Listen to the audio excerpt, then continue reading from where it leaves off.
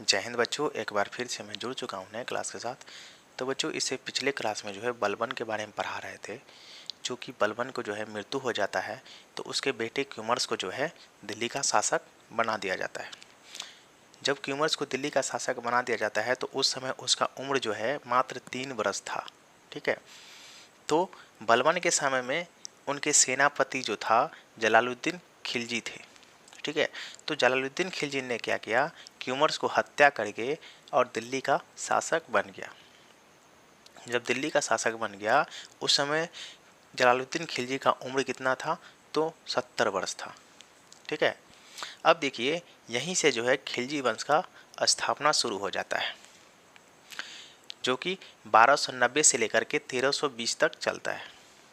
अब देखिए यहाँ पे, तो संस्था खिलजी वंश का जो संस्थापक है जलालुद्दीन खिलजी है। ठीक है। तो वह कैसा शासक है, तो दयालु शासक है। ठीक है। जलालुद्दीन खिलजी जो है कैसा शासक था, तो दयालु शासक था। चूँकि उम्र इसका जो है 70 वर्ष हो गया था, तो क्या युद्ध कर पाएगा, इसीलिए वह जो है दयालु शासक था। अब देखिए, जलालुद्दीन खिलजी के शासनकाल में मंगोल आक्रमण हुआ। मंगोल एक देश है, तो मंगोल आक्रमण हुआ। तो जलालुद्दीन खिलजी ने क्या, युद्ध के दौरान जो है 2000 मंगोलों को पकड़ करके और 2000 मंगोल को पकड़ के क्या किया, तो नवनिर्मित मुसलमान बना दिया। यानी कि सभी मंगोलों को पकड़ के मुसलमान बना दिया। तो किसने, तो जलालुद्दीन खिलजी ने। अब देखिए, जलालुद्दीन खिलजी जो है अपना भतीजा अलाउद्दीन खिलजी को कड़ा मणिकपुर, जो उत्तर प्रदेश में पड़ता है, वहाँ का सूबेदार बना दिया। ये देखिए,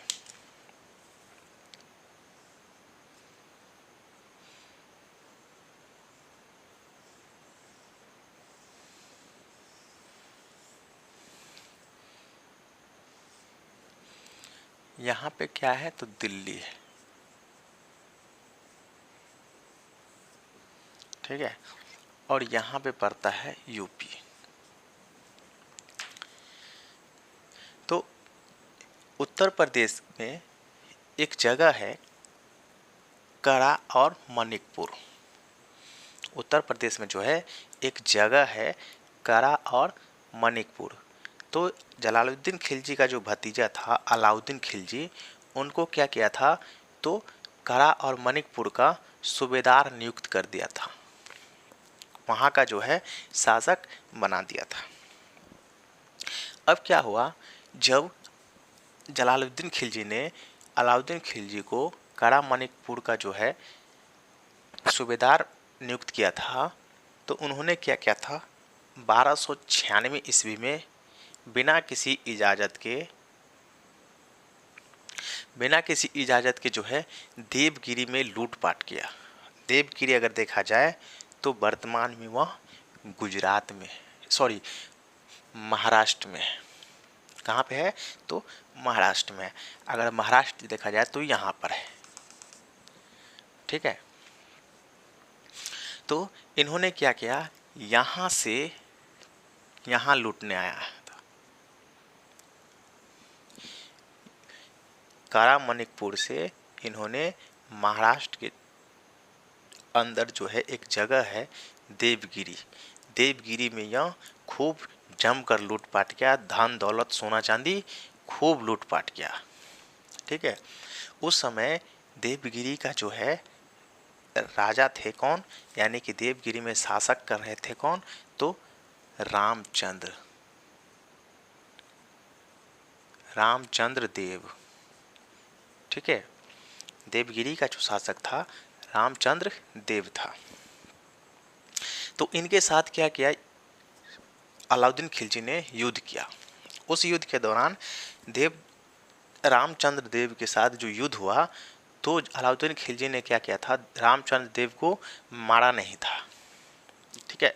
वहाँ से खूब धन का जो है और सोना चांदी का खूब जमकर लूटपाट किया और इनको जो है जिंदा छोड़ दिया। क्यों, क्योंकि अलाउद्दीन खिलजी ने एक दिमाग लगाया था। वह क्या था कि सोचा अगर हम रामचंद्र देव को जो है अगर जिंदा छोड़ देते हैं तो इससे हमको क्या फ़ायदा होता है कि यहाँ से जो है ना हमें टैक्स मिल जाएगा।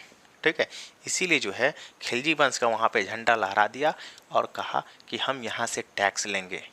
ठीक है, तो रामचंद्र के साथ 1296 में युद्ध किया था और वहाँ से जो है धन का जो है और सोना चांदी का खूब जमकर लूटपाट किया था। उस समय जो है जलालुद्दीन खिलजी, उस समय जो है दिल्ली का शासक कौन है, तो जलालुद्दीन खिलजी है। अब जलालुद्दीन खिलजी को जब इस बात का पता चला कि उनका भतीजा जो है करा और मणिकपुर में बहुत सारा धन दौलत जो है लूट करके लाया है, तो जलालुद्दीन खिलजी ये बात सुनकर तुरंत कहाँ पहुँचा, तो करा और मणिकपुर, और अलाउद्दीन खिलजी से कहा कि जितने भी धन दौलत और सोना चांदी लूटे हो उन सभी को लेकर के कहाँ चलो, तो दिल्ली चलो। ये बात जो है ना अलाउद्दीन खिलजी को ठीक नहीं लगा और उसने जो है मन ही मन सोचा कि जितने भी सारा धन दौलत लूटे हैं वो तो मेरा होना चाहिए, लेकिन ये लेकर के ये बुढ़वा लेकर के जाएंगे दिल्ली। तो इन्होंने क्या किया, तुरंत छुरा निकाला और उनके पीठ पर जो है वार किया और वहीं पर जलालुद्दीन खिलजी को मार दिया। अब हुआ क्या, जब देखिए जब जलालुद्दीन खिलजी को जो मार दिया तो दिल्ली का शासक कौन बन गया, तो अलाउद्दीन खिलजी। ठीक है, अब देखिए दिल्ली सल्तनत का पहला ऐसा शासक है जिन्होंने दक्षिण भारत पर आक्रमण किया है। ठीक है, देखिए दिल्ली सल्तनत का पहला सुल्तान जिसने दक्षिण भारत पर आक्रमण किया और जीता भी। ठीक है, आगे है 1299 में गुजरात अभियान। ठीक है, जब यहाँ पर 1296 में 3 बात याद रखना है। पहला तो 1296 में इन्होंने देवगिरी को लूटपाट किया है और दूसरा है जो अलाउद्दीन खिलजी को जो है ना 1296 में मारा और दिल्ली का शासक बन गया। ठीक है, और तीसरा है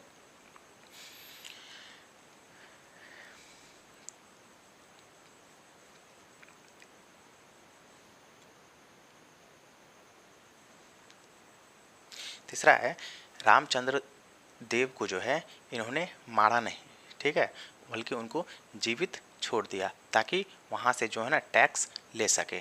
इसीलिए जो है रामचंद्र देव को जो है उन्होंने जीवित छोड़ दिया। ठीक है, आगे है 1299 जो गुजरात अभियान है। गुजरात का जो शासक है रायकर्ण बघेल। ठीक है, अब देखिए यहाँ पे जो रायकर्ण बघेल जो है कहाँ का शासक है, तो गुजरात का। उस समय अलाउद्दीन खिलजी का जो है सेनापति कौन है, तो अलाउद्दीन खिलजी का सेनापति जो है नुसरत खान है, चूँकि सेनापति का नेतृत्व जो कर रहा है नुसरत खान ही कर रहा है।